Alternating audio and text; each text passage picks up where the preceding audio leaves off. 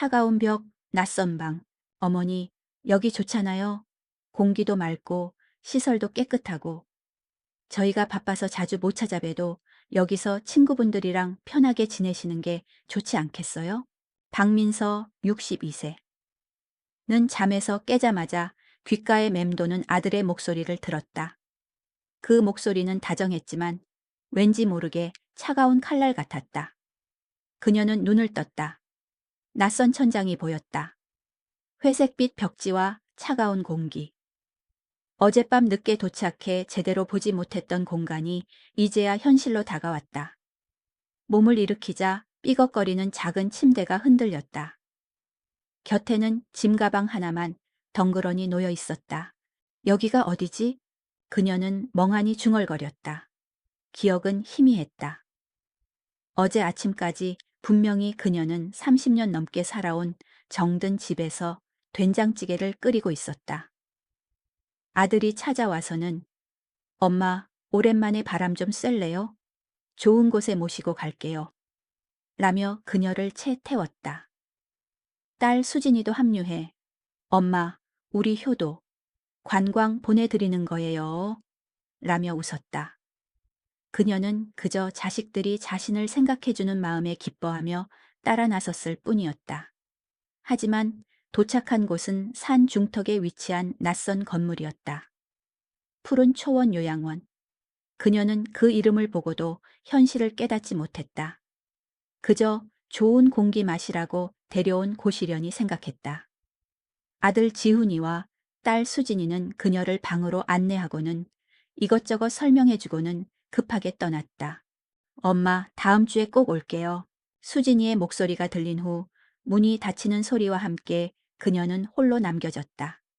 그리고 다음 날 아침, 그녀는 이 낯선 방에서 깨어났다. 민서는 삐걱거리는 몸을 이끌고 창가로 다가갔다. 창밖은 온통 푸른 숲이었다. 새소리가 들려왔지만 그 소리는 그녀의 귀에 닿지 않았다. 그녀의 눈은 창문 밖이 아닌 자신의 흐릿한 얼굴을 비추는 창문에 머물러 있었다.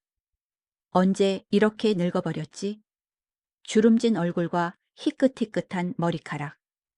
젊은 시절의 민서는 어디로 사라졌을까? 그녀는 한때 피아니스트를 꿈꾸던 재원이었고 꽤나 유명한 화가 밑에서 그림을 배우기도 했다.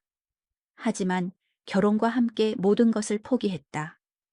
남편과 두 아이를 위해 자신의 삶을 기꺼이 희생했다. 그 희생은 그녀에게 당연한 것이었고 그녀는 그것을 행복이라 믿었다. 남편이 갑작스럽게 세상을 떠난 후 그녀의 삶은 더욱 단순해졌다. 홀로 남겨진 그녀는 오직 자식들을 위해 살았다. 아들 지훈이가 좋은 대학에 가고 대기업에 취직하고 결혼하는 것을 보며 기뻐했다. 딸 수진이가 자신의 꿈을 찾아 예술가가 되는 것을 응원했다. 비록 딸의 수입이 불안정해 종종 생활비를 보태줘야 했지만 그녀는 그것조차 행복이라 생각했다. 자식들이 힘들 때 기댈 수 있는 버팀목이 되어주는 것. 그것이 그녀의 존재 이유였다. 하지만 그 존재 이유는 그녀를 텅 빈 공간에 홀로 남겨두었다. 그녀가 살던 집은 아이들의 추억이 가득한 곳이었다. 남편과 함께 심었던 마당의 목련나무, 아이들의 키를 재느라 벽에 그었던 흔적, 그리고 온 가족이 함께 식사하던 낡은 식탁. 그 모든 것이 그녀의 삶이었다. 그런데 이제 그 삶은 사라지고 그녀는 낯선 방에 홀로 있었다. 점심시간이 되자 문이 열리고 한 간호사가 들어왔다. 어르신, 식사하세요. 그녀는 간호사를 따라 공동 식당으로 향했다. 식당에는 그녀와 비슷한 또래의 노인들이 모여 있었다. 그들은 서로 이야기를 나누고 웃고 있었지만 민서의 눈에는 그들이 모두 외로워 보였다. 그녀는 한쪽에 조용히 앉아 식사를 시작했다. 밥은 따뜻했지만 맛은 느껴지지 않았다. 식사를 마치고 방으로 돌아온 민서는 다시 짐 가방을 쳐다보았다. 가방 안에는 옷가지 몇 벌과 남편의 사진이 들어있는 작은 액자가 전부였다. 그녀의 모든 삶이 이 작은 가방 하나에 담겨 있었다는 사실이 너무나도 공허하게 느껴졌다.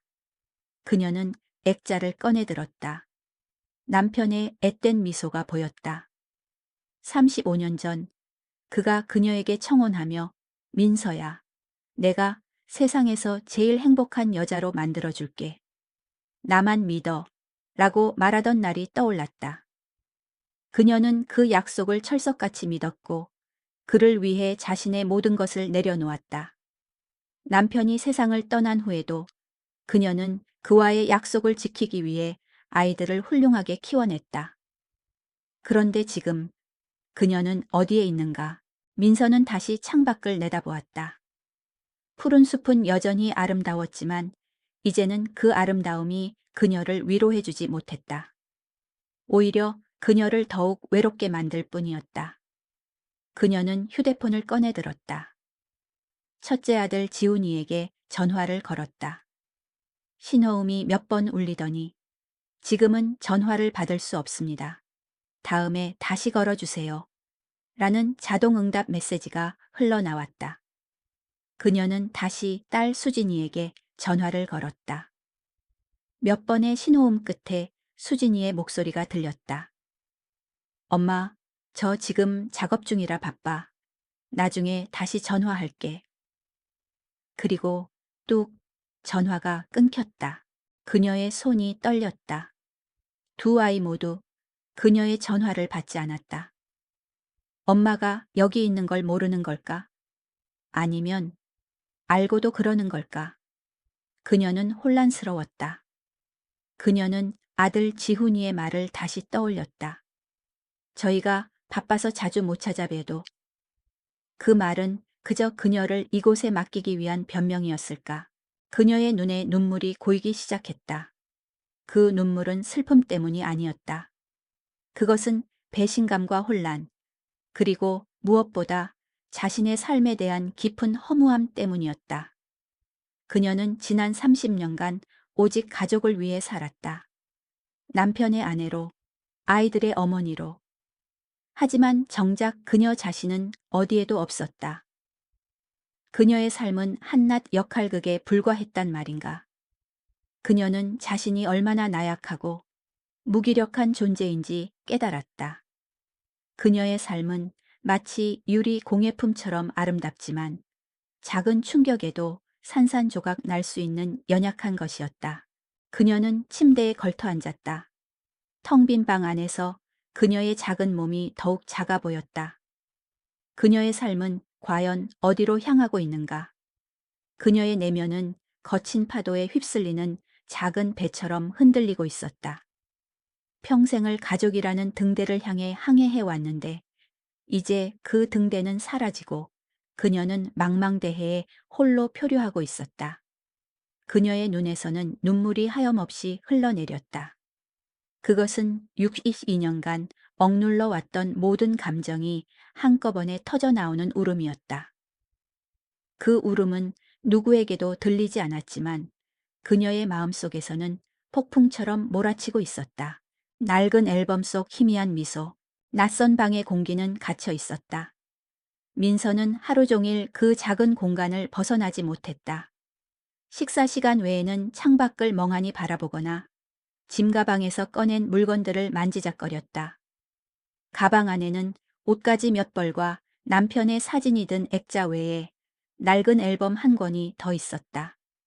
옅은 갈색 표지에 세월의 흔적이 고스란히 묻어나는 앨범이었다. 그녀는 조심스럽게 앨범을 펼쳤다. 첫 장을 넘기자 흑백 사진 속 젊은 부부의 모습이 나타났다. 남편 김영호는 훤칠한 키에 듬직한 인상이었고 민서는 긴 머리를 늘어뜨린 채 수줍게 웃고 있었다.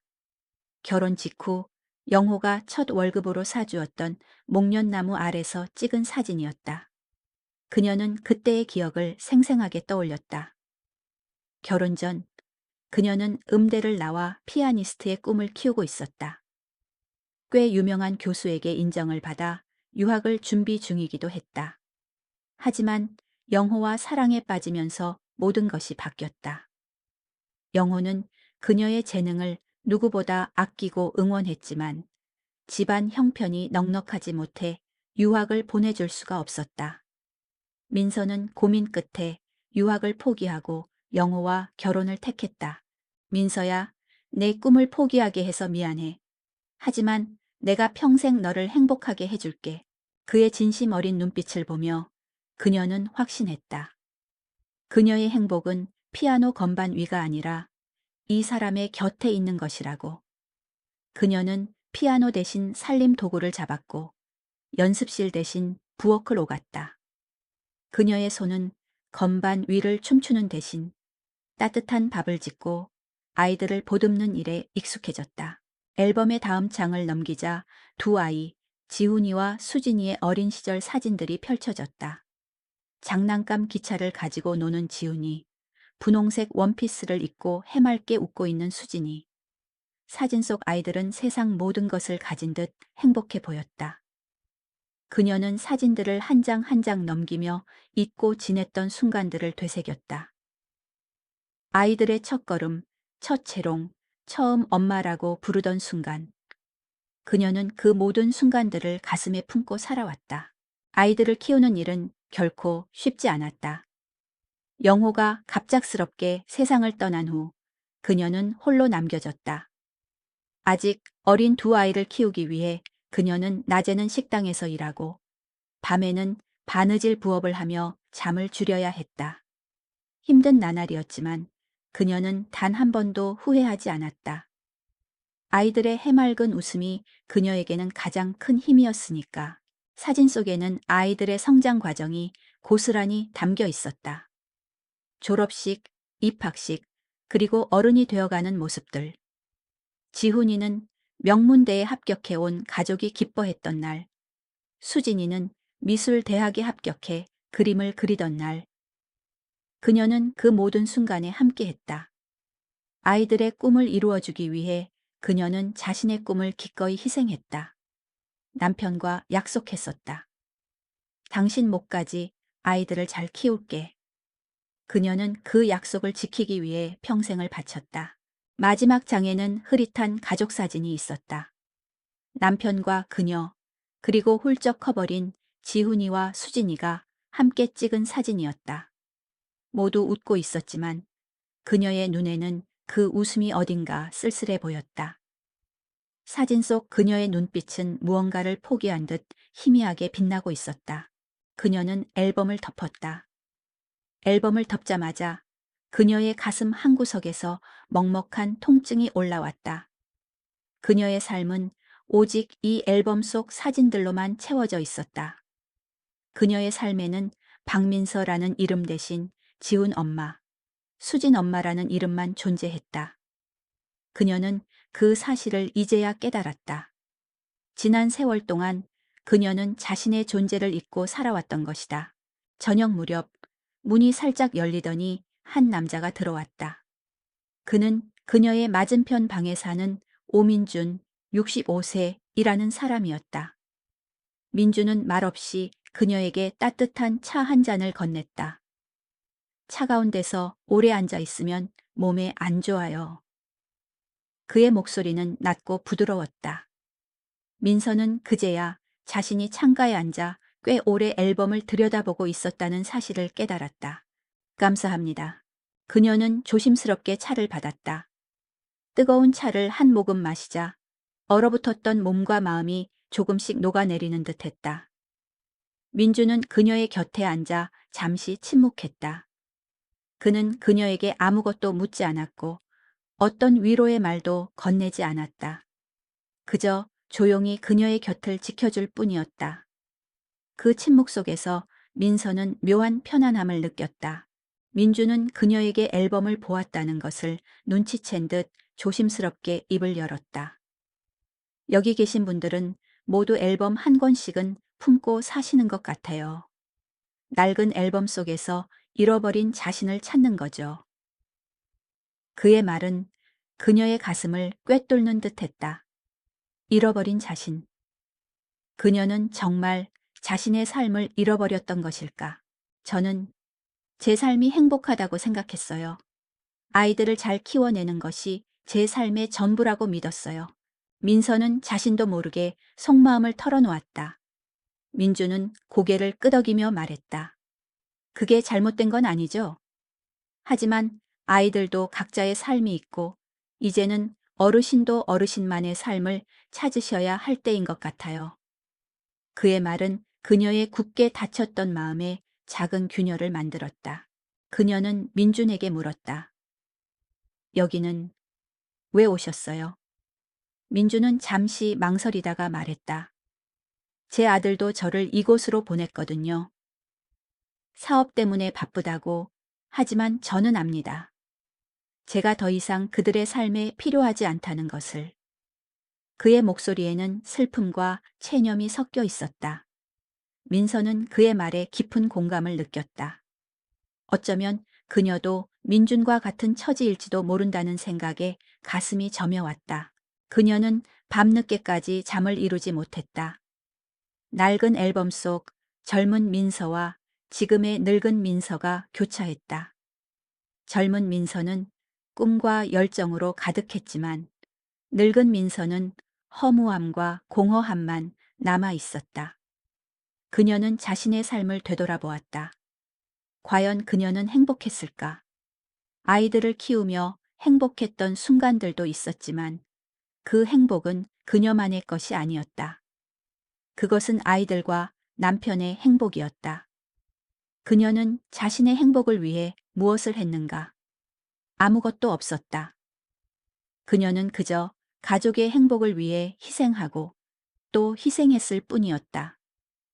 그녀의 삶은 한 폭의 캔버스 같았다.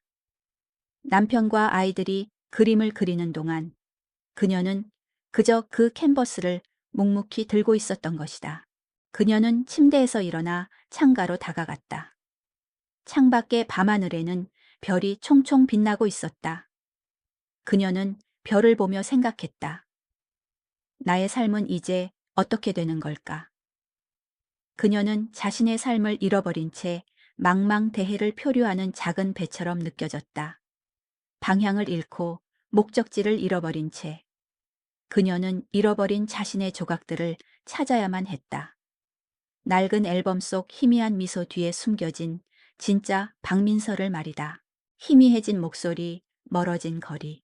요양원에서의 세 번째 아침이 밝았다. 민서는 평소처럼 새벽 일찍 눈을 떴다.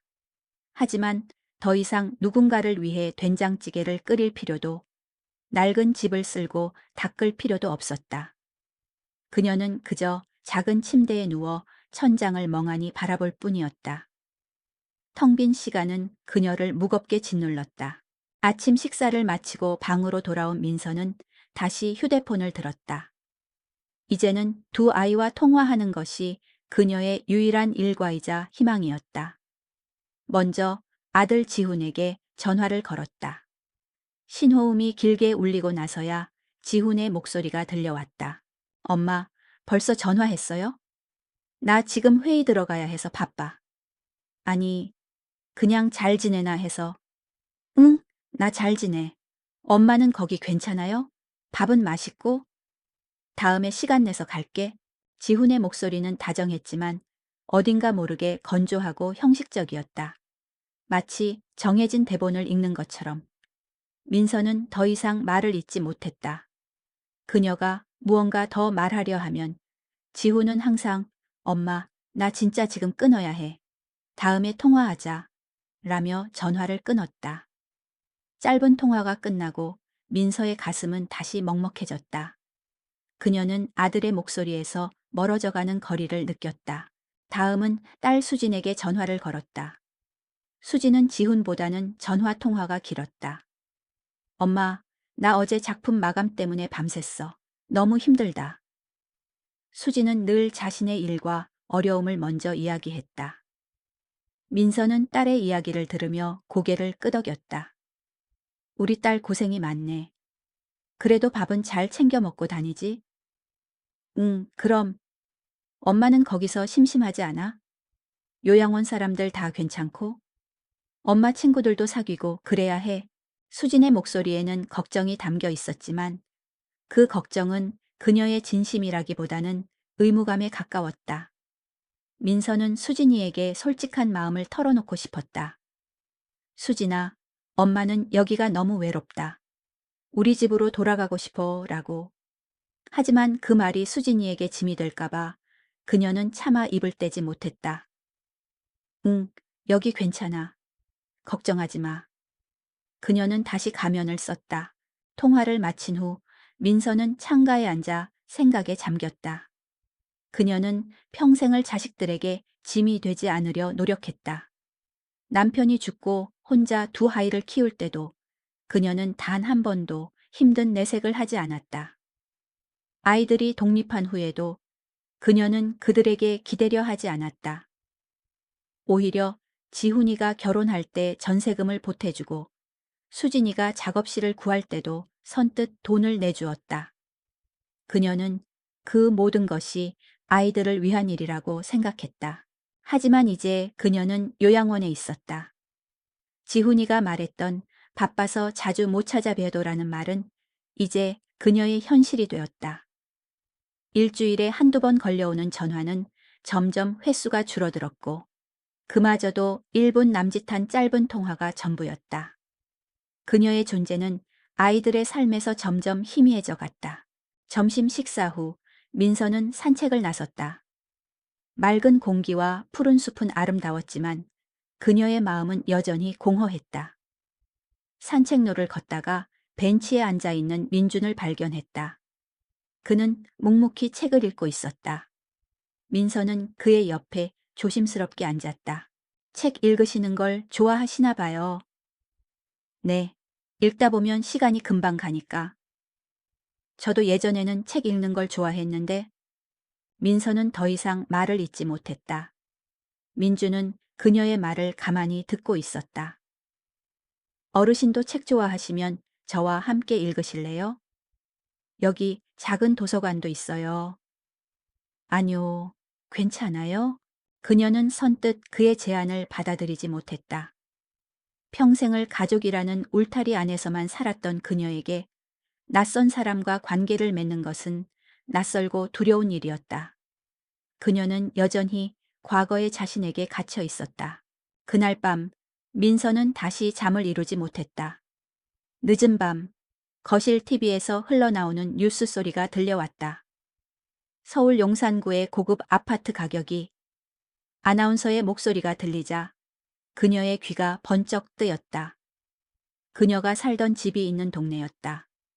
화면에는 그녀가 살던 집과 비슷한 모양의 아파트들이 비춰지고 있었다.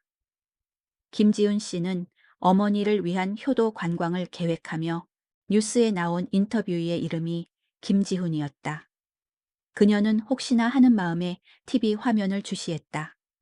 화면에 비친 남자는 다름 아닌 그녀의 아들 지훈이었다. 지훈은 한 부동산 개발 회사의 대표로 소개되었다. 그는 인터뷰에서 어머니가 연세가 많으셔서 더 좋은 곳으로 모시고 싶습니다. 어머니의 꿈이었던 그림을 다시 그리실 수 있도록 편안한 환경을 마련해 드리고 싶어요. 라고 말했다.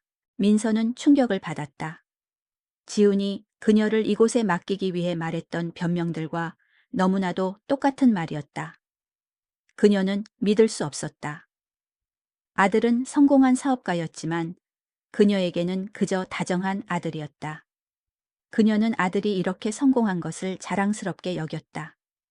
하지만 그 성공이 그녀를 이곳으로 보내는 이유가 되었다는 사실에 그녀는 배신감을 느꼈다.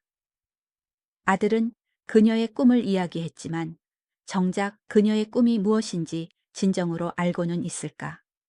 그녀는 아들이 말했던 편안한 환경이 바로 이 요양원이라는 사실에 깊은 절망감을 느꼈다. 민서는 다시 아들에게 전화를 걸었다. 하지만 이번에도 전화는 연결되지 않았다. 그녀의 눈에서는 뜨거운 눈물이 흘러내렸다. 그녀는 지난 세월 동안 자신이 희생했던 모든 것들이 한낱 껍데기에 불과했다는 사실을 깨달았다.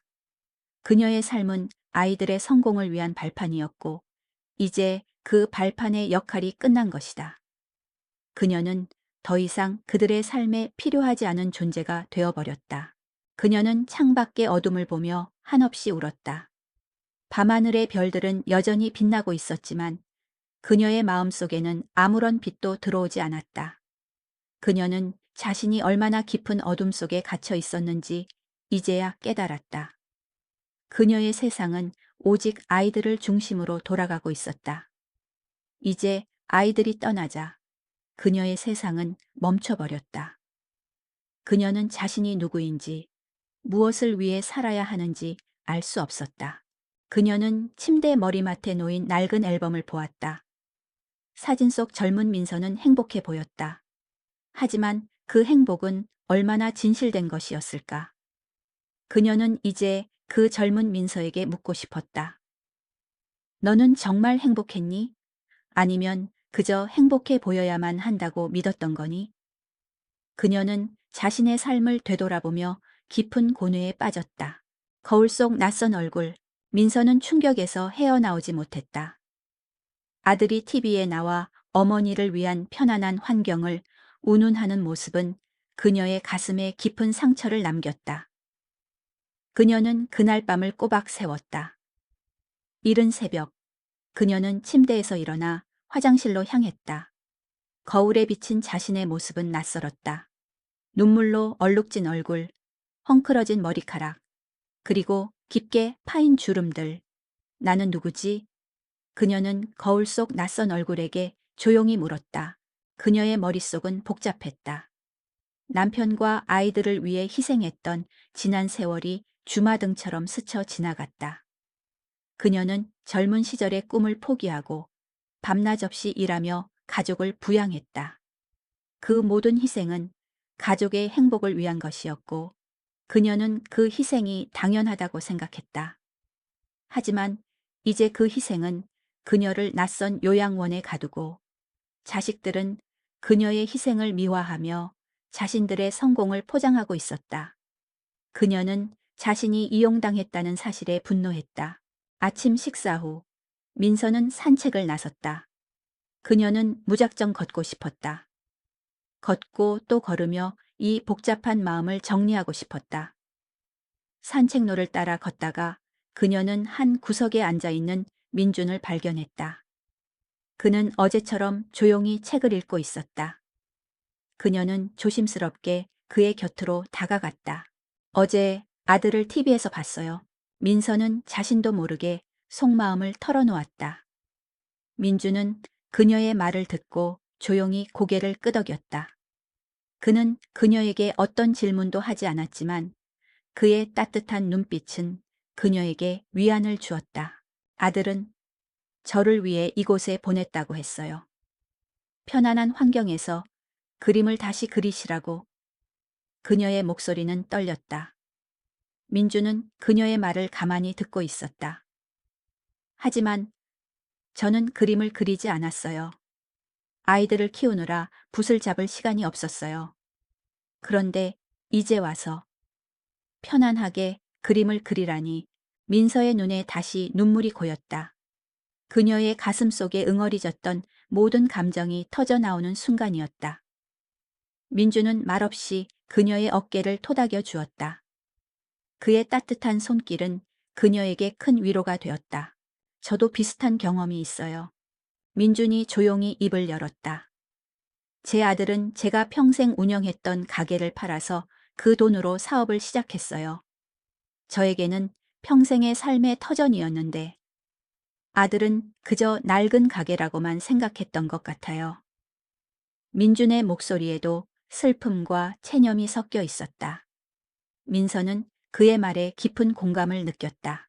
아들은 아버지가 평생 고생하셨으니 이제는 편히 쉬셔야죠 라고 말했어요. 그 말은 저를 위한 말이었을까요? 아니면 그저 자신들의 편의를 위한 변명이었을까요? 저도 그게 궁금해요. 우리 아이들은 저를 진심으로 생각하는 걸까요? 아니면 그저 짐을 덜어내고 싶었던 걸까요? 두 노인은 말없이 서로를 바라보았다. 그들의 눈빛에는 깊은 슬픔과 함께 서로를 이해하는 따뜻함이 담겨 있었다. 그들은 서로의 상처를 보듬어주며 이 낯선 요양원에서 묘한 유대감을 형성했다. 산책을 마치고 방으로 돌아온 민서는 다시 짐가방을 뒤졌다. 앨범 아래에는 낡은 수첩이 있었다. 그녀가 젊은 시절 피아노와 그림을 배우며 썼던 일기장이었다. 그녀는 조심스럽게 수첩을 펼쳤다. 1985년 3월 15일. 오늘 선생님께 칭찬을 받았다. 내 그림에 섬세함과 따뜻함이 담겨 있다고 하셨다. 언젠가 나만의 전시회를 열고 싶다. 1986년 7월 20일. 영호 씨와 결혼을 약속했다. 내 모든 것을 바쳐 이 사람을 사랑하고 싶다. 하지만 피아노는 이제 그만둬야 할 것 같다. 유학을 포기해야 한다는 것이 조금 아쉽지만 나는 이 사람과 함께하는 삶이 더 행복할 것 같다.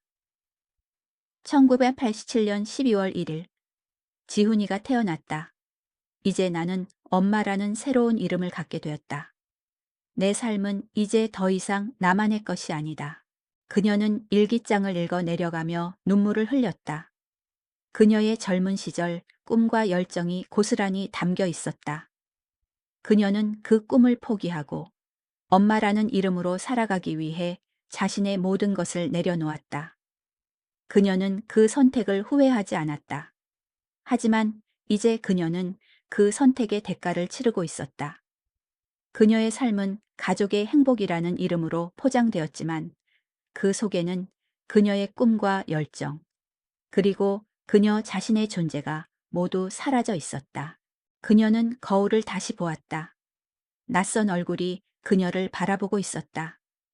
그녀는 그 얼굴에게 말했다. 너는 누구니? 너는 정말 박민서이니? 거울 속 그녀의 눈에서는 눈물이 흘러내렸다.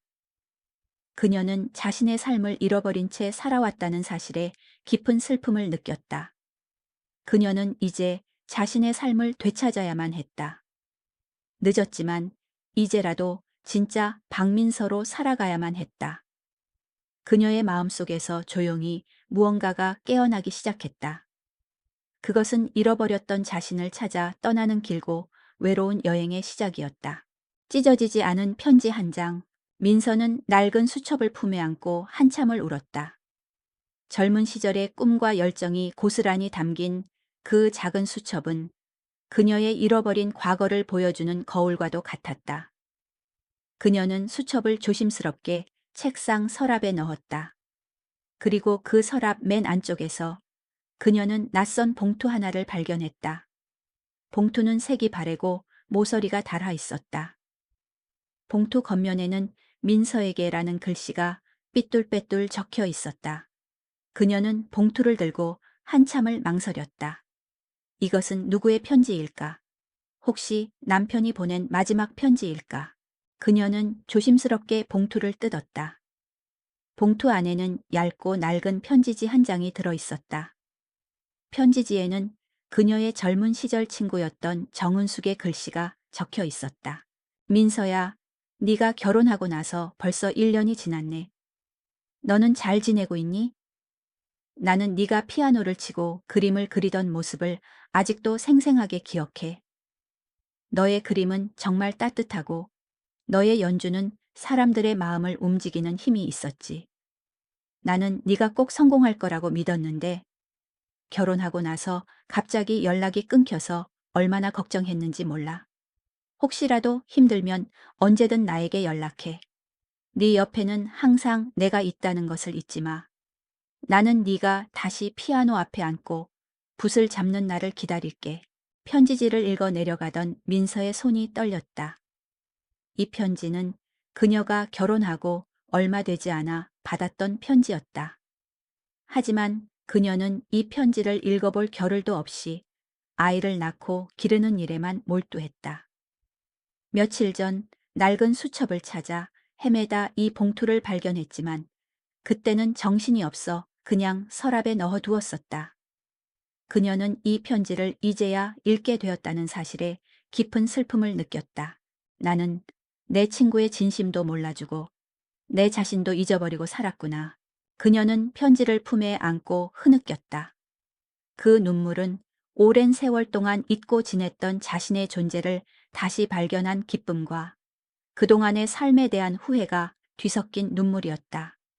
그녀는 친구의 편지를 읽으며 자신이 얼마나 소중한 존재였는지, 얼마나 많은 꿈과 열정을 가지고 있었는지 다시금 깨달았다. 그녀는 그동안 자신이 지훈 엄마와 수진 엄마라는 역할에 갇혀 살았다는 것을 인정해야만 했다. 저녁 식사 후 민준이 다시 그녀를 찾아왔다. 그는 그녀의 눈이 퉁퉁 부어 있는 것을 보고 아무 말 없이 따뜻한 차 한 잔을 건넸다. 무슨 일이 있으셨나 봐요? 아니요. 그냥 잃어버렸던 것을 찾았어요. 잃어버렸던 것이요? 네. 제 자신을요. 민서는 민준에게 낡은 편지를 보여주며 지난 이야기를 들려주었다. 민준은 그녀의 이야기를 듣고 조용히 미소 지었다. 잘하셨어요. 이제라도 늦지 않았으니 잃어버린 것을 찾으셨으니 다행입니다. 하지만 이제 와서 뭘 할 수 있겠어요? 저는 늙었고 아무것도 할 수 없어요. 그렇지 않습니다. 사람은 죽을 때까지 배우고 성장하는 존재라고 생각해요. 나이가 무슨 상관입니까? 어르신의 마음속에는 아직도 꿈을 꾸던 젊은 민서가 살아있잖아요. 민준의 말은 그녀의 가슴에 깊은 울림을 주었다. 그녀는 민준의 따뜻한 눈빛을 보며 용기를 얻었다. 그녀는 이제 더 이상 숨지 않기로 결심했다. 그녀는 자신의 삶을 되찾아야만 했다. 그녀의 마음속에서 무언가가 솟아나기 시작했다. 그것은 좌절과 절망이 아니라 새로운 희망이었다. 그날 밤 민서는 오랜만에 붓을 잡았다. 요양원의 작은 방에는 그녀가 가져온 그림 도구가 없었다. 그녀는 대신 종이와 연필을 들었다. 그녀는 무엇을 그려야 할지 몰랐다. 지난 세월 동안 그녀의 머릿속에는 오직 가족의 얼굴만 가득했기 때문이었다. 하지만 그녀는 용기를 내어 연필을 움직였다. 그녀의 손은 떨렸지만 연필은 종이 위에서 부드럽게 움직였다. 그녀의 머릿속에 떠오르는 대로 그림을 그렸다. 처음에는 삐뚤빼뚤한 선들이 그려졌지만 시간이 지날수록 선들은 점점 더 섬세해졌다. 그녀는 잊고 지냈던 자신의 감각을 되찾는 듯했다. 그녀는 어린 시절 마당에 피어있던 목련꽃을 그렸다. 하얀 목련꽃이 활짝 피어있는 모습은 그녀의 마음에 따뜻한 평화를 가져다 주었다. 그녀는 그림을 그리며 생각했다. 나는 누구인가? 나는 무엇을 위해 살아야 하는가? 그녀는 이제 그 질문에 대한 답을 찾을 수 있을 것 같았다. 그녀의 삶은 가족의 행복을 위한 희생만으로 채워진 것이 아니었다. 그녀의 삶은 그녀 자신의 것이었다. 그녀는 그림을 그리며 잃어버렸던 자신을 조금씩 찾아가고 있었다.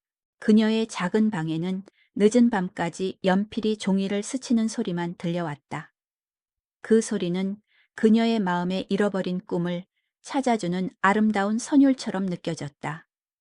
그녀는 이제 더 이상 외롭지 않았다. 그녀의 곁에는 잃어버렸던 그녀 자신이 돌아왔기 때문이었다. 그녀는 낡은 편지 한 장을 통해 새로운 삶을 시작할 용기를 얻었다.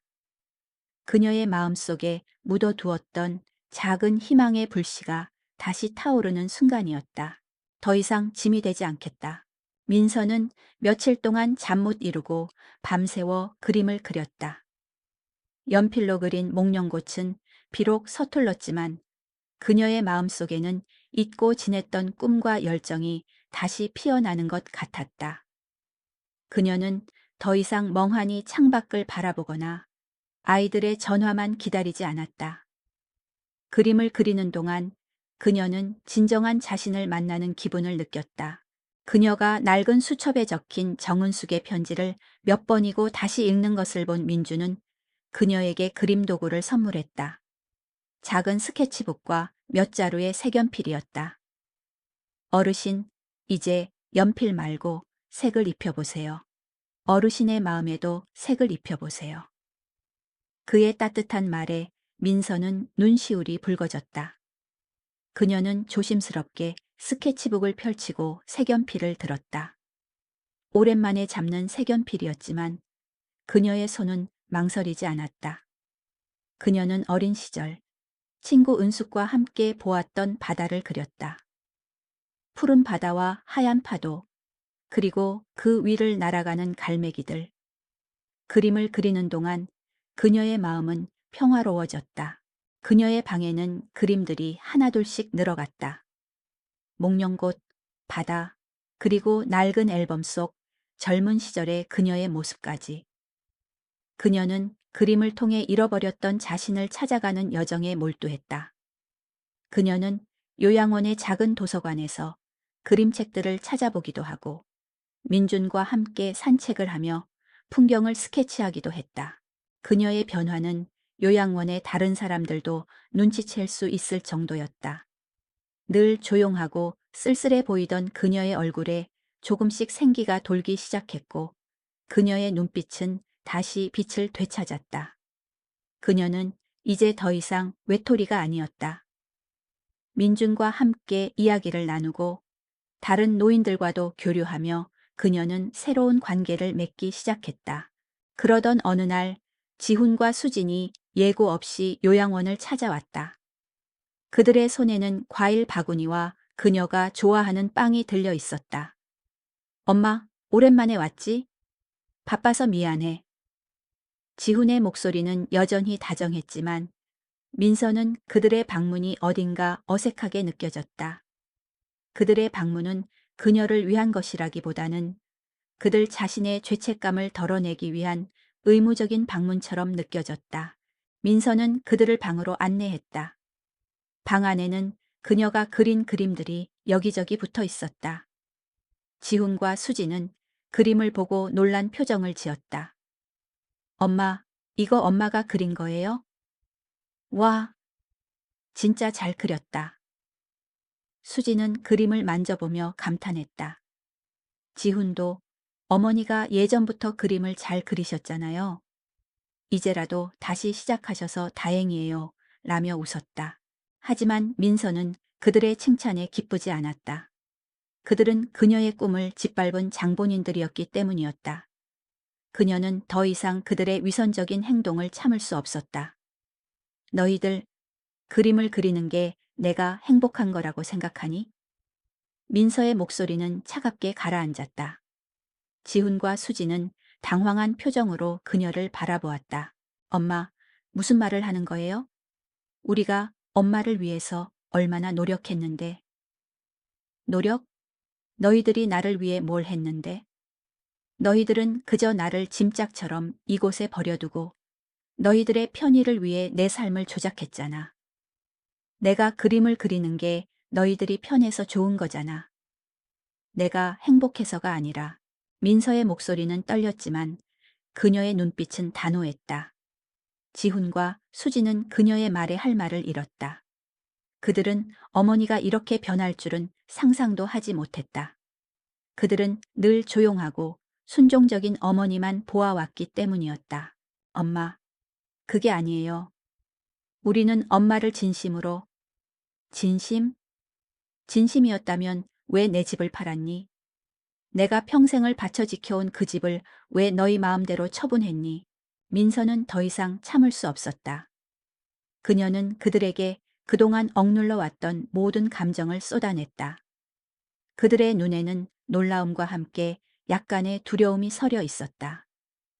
그들은 어머니가 자신들의 행동을 모두 알고 있다는 사실에 충격을 받았다. 지훈은 당황하며 변명했다. 엄마, 그 집은 너무 낡았잖아요. 저희가 더 좋은 곳으로 모시려고. 그래서 그의 말은 더 이상 이어지지 못했다. 민서는 그들의 말을 끊고 단호하게 말했다. 그 집은 너희에게 낡은 집일 뿐이었을지 모르지만 내게는 내 삶의 전부였어. 너희와의 모든 추억이 담겨 있는 곳이었다고. 그런데 너희는 내 동의도 없이 마음대로 팔아버렸어. 이제 나는 너희에게 짐이 되지 않을 거야. 너희의 죄책감을 덜어주기 위해 이곳에 남아있지도 않을 거야. 민서의 말에 지훈과 수지는 고개를 떨구었다.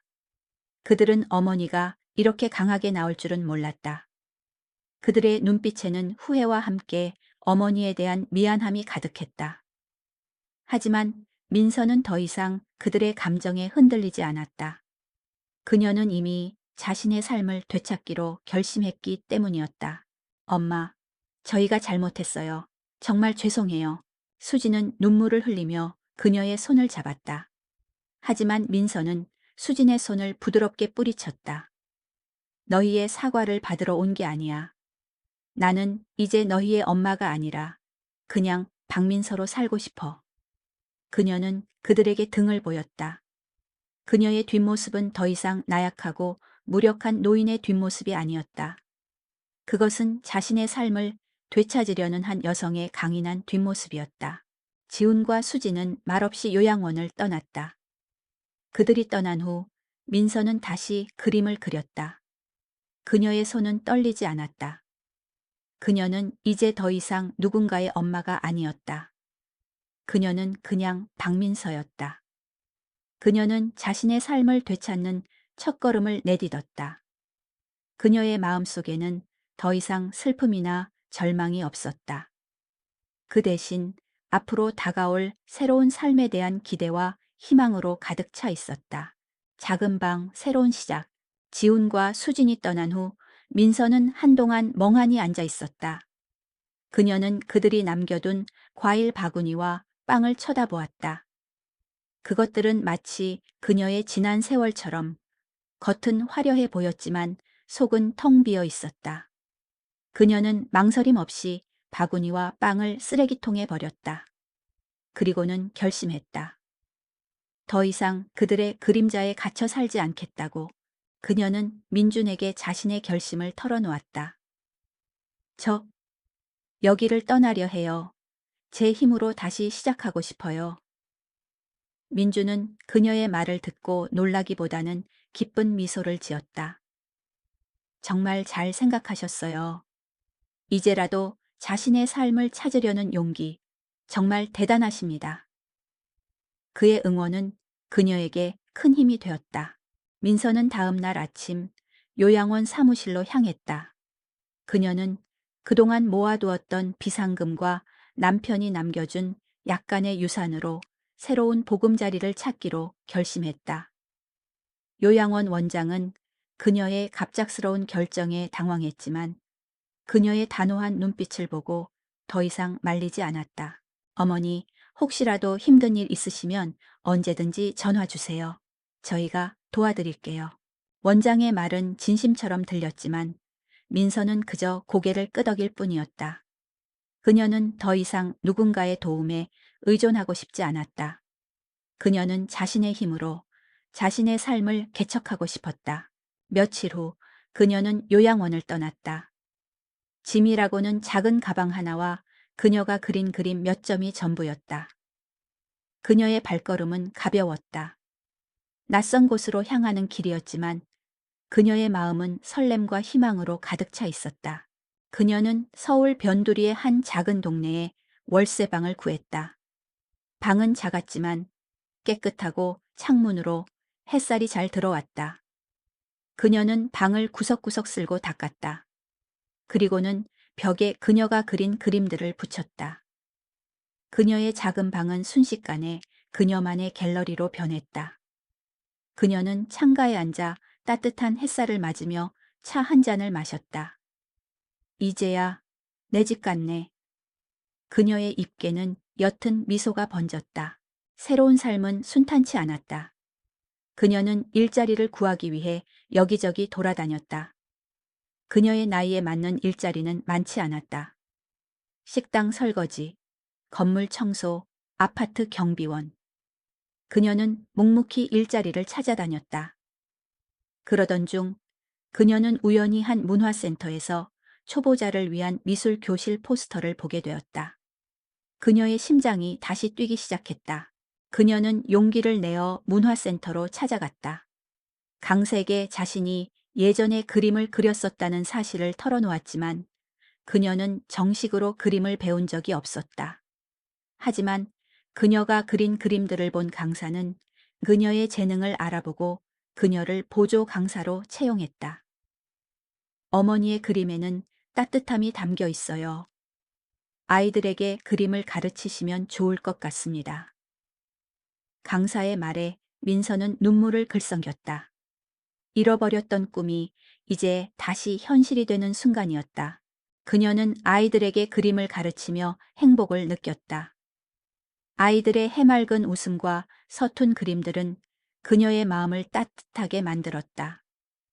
그녀는 아이들에게 그림 그리는 기술뿐만 아니라 그림 속에 자신의 마음을 담는 법을 가르쳐 주었다. 그녀는 아이들의 눈을 보며 말했다. 그림은 잘 그리는 것보다 마음을 담아 그리는 것이 더 중요하단다. 그녀는 퇴근 후에도 그림을 그렸다. 낡은 방에는 그녀의 그림들이 하나둘씩 쌓여갔다. 그녀는 더 이상 외롭지 않았다.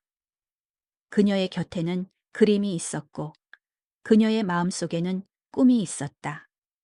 그녀는 예전에 잃어버렸던 친구 은숙에게 연락을 해볼까 생각했지만 아직은 때가 아니라고 생각했다.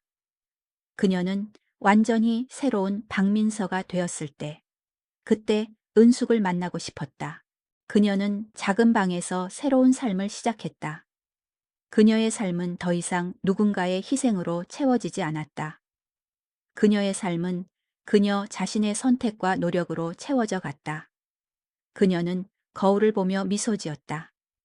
거울 속 그녀의 얼굴에는 주름이 깊게 파여 있었지만 그 주름 속에는 희망과 자유, 그리고 행복이 담겨 있었다. 그녀는 이제 더 이상 낯선 얼굴을 보지 않았다. 그녀는 그 얼굴에서 진짜 박민서를 발견했다. 용서를 구하는 대신 이해를 구하다. 민서가 새로운 삶에 적응해 나가는 동안 지훈과 수진의 마음은 점점 더 복잡해졌다.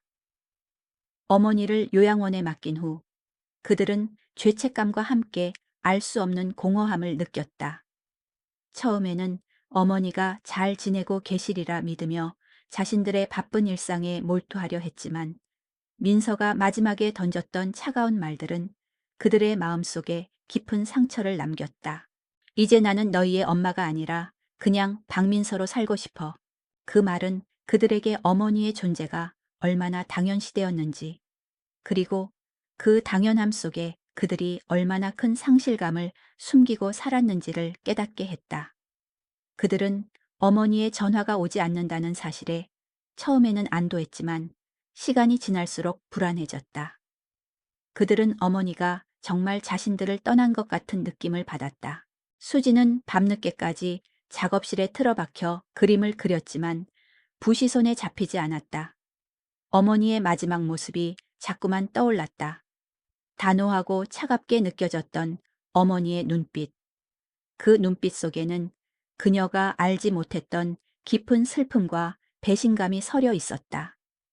수지는 자신이 어머니에게 얼마나 큰 상처를 주었는지 깨달았다. 그녀는 어머니에게 기대고 싶어 했던 자신을 탓하며 눈물을 흘렸다. 지우는 회사에서 성공적인 프로젝트를 이끌었지만 기쁨보다는 공허함을 느꼈다. 그는 회의실에서 고객의 니즈를 파악해야 한다. 고 외치면서도 정작 자신의 어머니의 니즈는 파악하지 못했다는 사실에 깊은 자괴감을 느꼈다. 그는 성공을 위해 어머니의 집을 팔았고 그 돈으로 더 큰 성공을 이뤘지만 그 성공은 이제 그에게 아무런 의미가 없었다. 그는 자신의 성공이 어머니의 희생을 바탕으로 한 것이라는 사실에 깊은 죄책감을 느꼈다. 두 남매는 결국 어머니를 다시 찾아가기로 결심했다. 그들은 어머니가 요양원에서 퇴소했다는 사실을 알게 되었고 수소문 끝에 그녀가 살고 있는 작은 동네를 찾아냈다. 그들이 어머니의 작은 방 앞에 섰을 때 그들의 심장은 불안하게 뛰었다. 그들은 어머니가 자신들을 용서해 주기를 바랐지만 동시에 어머니가 자신들을 거부할까 두려웠다. 지훈이 조심스럽게 문을 두드렸다. 엄마, 저 지훈이에요. 수진이도 같이 왔어요. 잠시 후 문이 열리고 민서가 모습을 드러냈다. 그녀의 얼굴에는 놀라움과 함께 조금의 경계심이 서려 있었다. 그녀의 눈빛은 예전처럼 불안하지 않았다. 그녀의 눈빛은 단단했고 평화로워 보였다. 그녀의 뒤로는 그녀가 그린 그림들이 보였다. 무슨 일로 왔니? 민서의 목소리는 차분했지만 어딘가 모르게 거리가 느껴졌다. 지훈과 수지는 고개를 떨구었다. 엄마, 저희가 잘못했어요. 정말 죄송해요. 수지는 눈물을 흘리며 말했다. 지훈도 고개를 숙이며 말했다. 엄마, 저희가 어머니의 마음을 헤아리지 못했어요. 저희의 이기심 때문에 엄마에게 상처를 드렸어요. 민서는 그들의 말을 조용히 들었다. 그녀는 그들에게 용서의 말을 건네지 않았다. 그녀는 그들을 용서하기보다는 그들이 자신을 이해해 주기를 바랐다. 너희의 사과는 고맙지만 나는 너희의 사과를 받으러 온 게 아니야. 나는 너희에게 내가 왜 너희를 떠나왔는지 이야기해 주고 싶어서 문을 열었어. 민서의 말에 지훈과 수지는 고개를 들었다. 그녀의 눈빛은 단호했지만 그 속에는 진심을 전하려는 따뜻함이 담겨 있었다. 나는 너희에게 짐이 되지 않기 위해 평생을 노력했어. 남편이 죽고 혼자 너희를 키울 때도 나는 단 한 번도 힘들다고 말한 적이 없어. 너희가 독립한 후에도 나는 너희에게 기대지 않으려 노력했어. 하지만 너희는 나를 짐이라고 생각했잖아. 너희의 삶에 더 이상 필요하지 않은 짐이라고 생각했잖아. 민서의 목소리는 떨렸지만 그녀는 말을 멈추지 않았다. 그 집은 나에게는 그냥 낡은 집이 아니었어.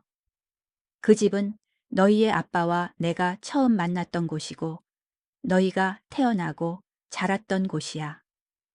그 집의 모든 공간에는 너희와의 추억이 담겨 있었어. 그런데 너희는 그 추억을 한순간에 팔아버렸잖아. 내게는 그게 내 삶의 전부를 잃어버리는 것과 같았어. 지훈과 수지는 어머니의 말을 들으며 눈물을 흘렸다. 그들은 어머니가 말하지 않았던 깊은 상처들을 이제야 깨달았다. 그들은 어머니의 희생을 당연시하며 그 희생 뒤에 숨겨진 어머니의 아픔을 보지 못했던 것이다. 엄마, 저희는 정말 몰랐어요. 죄송해요. 수지는 다시 한번 눈물을 흘리며 사과했다. 민서는 그녀의 머리를 쓰다듬으며 말했다. 괜찮아. 이제라도 알았으니 다행이다. 그녀는 그들에게 용서를 구하는 대신 이해를 구했다. 그리고 그들은 그녀의 마음을 이제야 이해하게 되었다. 그들의 관계는 이제 사과와 용서를 넘어 진정한 이해와 소통으로 나아가고 있었다. 그들은 어머니를 어머니로 보는 대신 한 명의 인간, 박민서로 바라보기 시작했다. 나 자신에게 건네는 약속. 지훈과 수진이 돌아간 후 민서의 방은 다시 고요해졌다. 하지만 그 고요함은 예전의 공허함과는 달랐다. 그녀의 마음속에는 아이들과의 대화로 인해 생긴 묘한 감정들이 소용돌이치고 있었다. 그들은 어머니에게 사과했지만 민서는 그들의 사과를 온전히 받아들이기보다는 그들을 이해하려 했다. 그들도 자신들만의 삶의 무게가 있었을 것이고 그 무게를 감당하는 과정에서 어머니의 존재를 잠시 잊었을지도 모른다고 생각했다. 그날 밤 민서는 오랜만에 붓을 잡았다. 이제는 색연필이 아닌 물감이 담긴 팔레트를 들었다. 그녀의 그림은 전보다 훨씬 더 생동감 넘치고 따뜻해졌다. 그녀는 붓으로 자신의 마음을 표현했다. 그녀의 그림에는 더 이상 슬픔이나 외로움이 없었다. 그 대신 따뜻한 햇살, 푸른 하늘, 그리고 활짝 핀 꽃들이 가득했다. 그녀의 그림은 그녀의 마음을 그대로 반영하고 있었다. 그녀는 그림을 그리다 말고 잠시 붓을 내려놓았다. 그리고는 낡은 수첩을 꺼내들었다. 수첩의 맨 마지막 페이지에는 그녀의 젊은 시절 꿈과 열정이 담긴 글귀들이 적혀 있었다. 언젠가 나만의 전시회를 열고 싶다. 그녀는 그 글귀를 보며 미소 지었다. 그 꿈은 그녀가 잊고 지냈던 것이었지만 이제는 다시 그녀의 가슴 속에서 살아 숨 쉬고 있었다. 그녀는 붓을 다시 들고 하얀 종이 위에 글을 쓰기 시작했다. 사랑하는 영회계, 당신이 세상을 떠난 지 벌써 10년이 흘렀네요. 당신이 떠난 후 나는 당신과의 약속을 지키기 위해 최선을 다했어요. 지훈이와 수진이를 훌륭하게 키워냈고 그들이 각자의 삶을 살아가도록 도와주었어요. 나는 그 약속을 지켰으니 당신에게 더 이상 미안해하지 않아도 되겠지요? 이제 나는 당신에게 새로운 약속을 하려고 해요. 그것은 바로 나 자신에게 하는 약속이에요. 나는 이제 더 이상 누군가의 아내로, 누군가의 엄마로 살지 않을 거예요. 나는 그냥 박민서로 살아갈 거예요. 내가 좋아했던 그림을 다시 그리고 잊고 지냈던 꿈들을 다시 찾아갈 거예요. 내 삶의 마지막 순간까지 나는 나를 사랑하며 살아갈 거예요.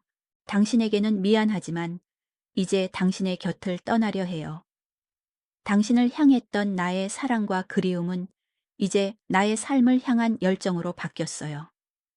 당신도 내가 행복한 모습을 보며 기뻐해 주시겠죠?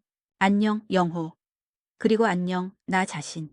그녀는 편지를 쓰고 나서 한참 동안 그것을 바라보았다.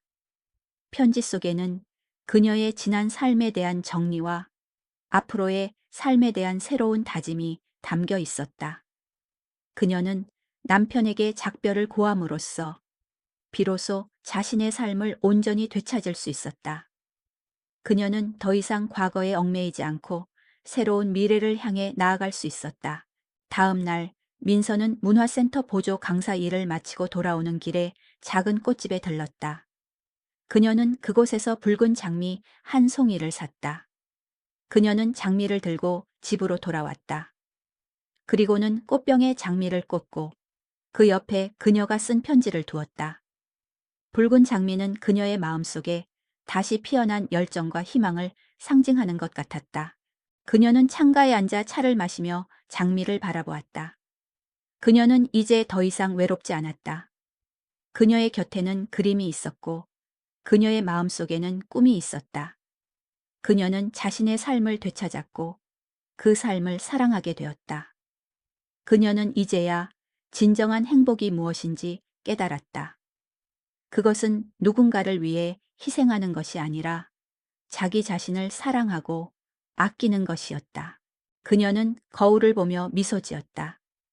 거울 속 그녀의 얼굴에는 주름이 깊게 파여 있었지만 그 주름은 그녀의 삶의 흔적이었고 그 흔적 속에는 그녀의 아름다운 영혼이 빛나고 있었다. 그녀는 자신에게 말했다. 민서야, 고생 많았어. 이제부터는 너를 위해 살아도 괜찮아. 그녀의 목소리는 조용했지만 그 속에는 자신을 사랑하는 깊은 애정이 담겨 있었다. 그녀는 이제야 비로소 자신에게 따뜻한 위로를 건넬 수 있었다. 그녀의 삶은 이제 새로운 장을 열 준비를 마쳤다. 온전한 내 삶의 첫 페이지. 그녀의 작은 방에는 붉은 장미 한 송이가 놓여 있었다. 붉은 장미는 그녀의 새로운 삶을 응원하는 듯 활짝 피어 있었다. 민서는 매일 아침 일어나 그 장미를 보며 미소 지었다. 그녀의 마음속에는 이제 더 이상 슬픔이나 후회가 없었다. 그녀의 마음은 평화로웠다. 그녀는 이제 매일 아침을 자신을 위해 시작했다. 창문을 활짝 열어 신선한 공기를 마시고 차를 끓여 마시고 그녀가 좋아하는 그림을 그렸다. 그녀는 이제 더 이상 외롭지 않았다. 그녀의 곁에는 그녀 자신이 있었다. 어느 날 아침 민서는 평소처럼 그림을 그리고 있었다. 그때 그녀의 휴대폰이 울렸다. 화면에는 지훈이라는 이름이 떠 있었다. 그녀는 잠시 망설였다. 전화를 받을까 말까. 하지만 그녀는 이내 전화를 받았다.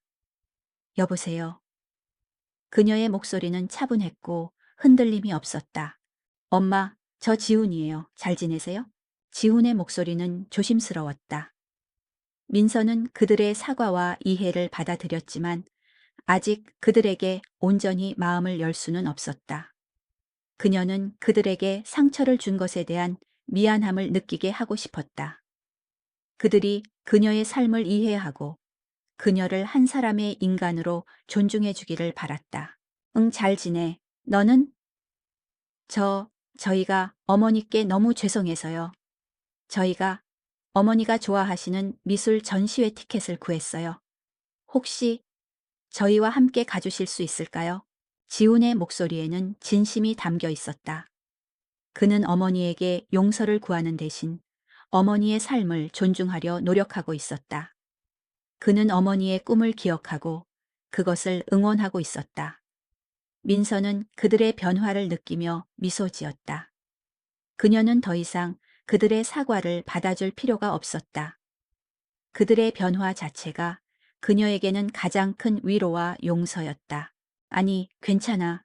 나는 혼자 가는 게 더 좋아. 그녀는 단호하게 말했다. 지우는 잠시 침묵했다. 그는 어머니의 대답에 실망한 듯했다. 하지만 민서는 그의 실망감에 흔들리지 않았다. 그녀는 이제 더 이상 그들의 감정에 맞춰 살지 않았다. 그녀는 자신의 감정에 충실했다. 지훈아, 괜찮아. 너희가 나를 생각해주는 마음은 잘 알고 있어. 하지만 나는 이제 나 혼자서도 충분히 행복해.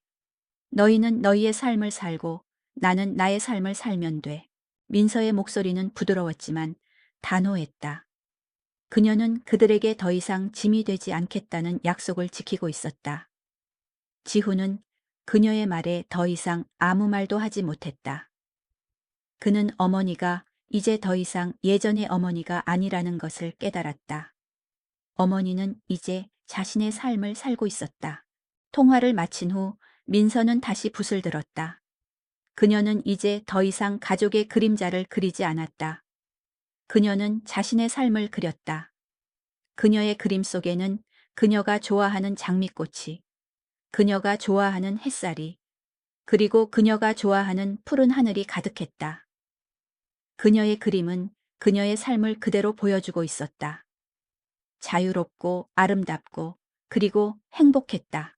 그녀는 창가에 앉아 그녀가 쓴 편지를 다시 읽었다. 나의 삶의 마지막 순간까지 나는 나를 사랑하며 살아갈 거예요.